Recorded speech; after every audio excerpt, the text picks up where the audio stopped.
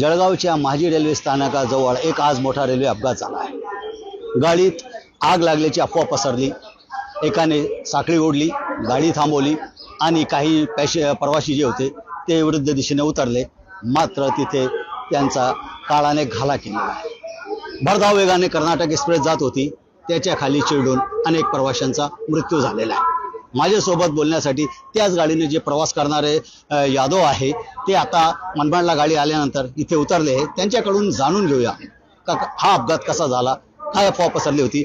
यादव जी, क्या कहेंगे, कैसा हुआ ये? जब आप कहाँ से आ रहे थे और कहाँ जाना था आपको? मतलब हम लोग तो यहाँ से कहाँ जा रहे थे, मड़गांव से मतलब आ रहे थे। अब यहाँ पे मनमाड़ आने वाले थे, मतलब पूना जा रहे थे।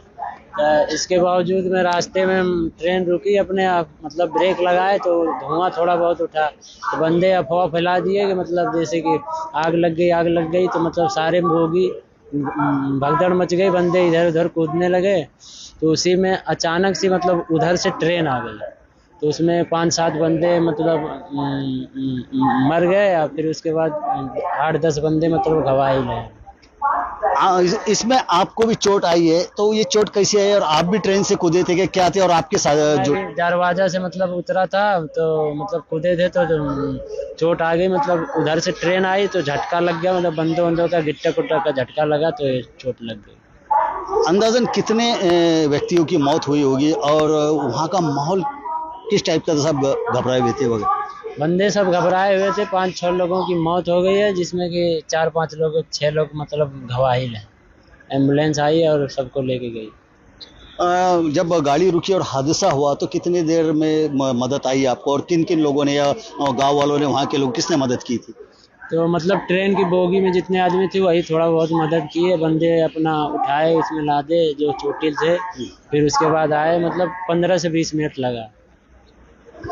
एकूण आपण पाहिलं का हा जो अपघात आहे एकदम भीषण आहे। हे सांगतात की 5 ते 7 लोकांचा मृत्यू जागेवर झालेला आहे, मात्र मृत्यूंची संख्या वाढण्याची शक्यता आहे। अनेक जण गंभीर जखमी पण झालेले आहे आणि विशेष म्हणजे हे लोक एक स्वप्न घेऊन मुंबईला जात होते, मात्र आज काळाने त्यांच्यावर घाला घालून त्यांचे अनेक कुटुंब आता उद्ध्वस्त झालेले। रेल्वे प्रशासनाने मृत्यूच्या नातेवाईकांना 5 लाख, जे कायमचा अपंगत्व आलेले आहे त्यांना 2.5 लाख आणि गंभीर जखमींना 50 लाख रुपयाची मदत जाहीर केलेली आहे। मध्य रेल्वेचे जे महाप्रबंधक आहे धर्मवीर मीना, ते तातडीने मुंबईहून घटनास्थळी निघालेले आहे। थोड्याच वेळात ते जळगावला आणि घटनास्थळी भेट देणार आहे। विशेष म्हणजे ज्या कर्नाटक